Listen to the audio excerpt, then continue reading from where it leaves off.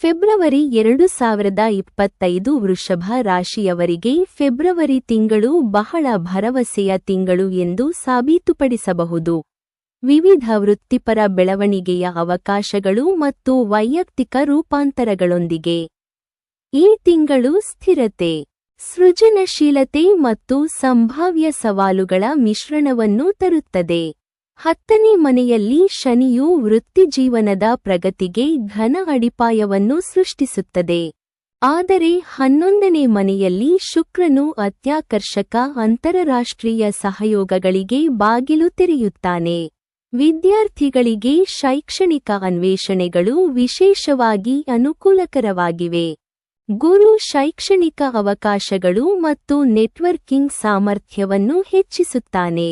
ಆರ್ಥಿಕವಾಗಿ ವೃಷಭ ರಾಶಿಯು ಸ್ಥಿರತೆ ಮತ್ತು ಬೆಳವಣಿಗೆಯನ್ನು ನಿರೀಕ್ಷಿಸಬಹುದು. ಗುರು ಸ್ಥಿರ ಆದಾಯವನ್ನು ತರುತ್ತಾನೆ ಮತ್ತು ಶುಕ್ರನು ಸೃಜನಶೀಲ ಆರ್ಥಿಕ ಅವಕಾಶಗಳನ್ನು ಖಚಿತಪಡಿಸುತ್ತಾನೆ.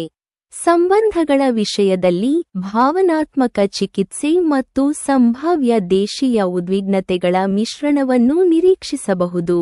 ಆರೋಗ್ಯದ ದೃಷ್ಟಿಯಿಂದ ಸಮತೋಲನವನ್ನು ಕಾಪಾಡಿಕೊಳ್ಳುವ ಮತ್ತು ಸಮಗ್ರ ಕ್ಷೇಮ ಅಭ್ಯಾಸಗಳನ್ನು ಕಾರ್ಯಗತಗೊಳಿಸುವತ್ತ ಗಮನ ಹರಿಸಿ.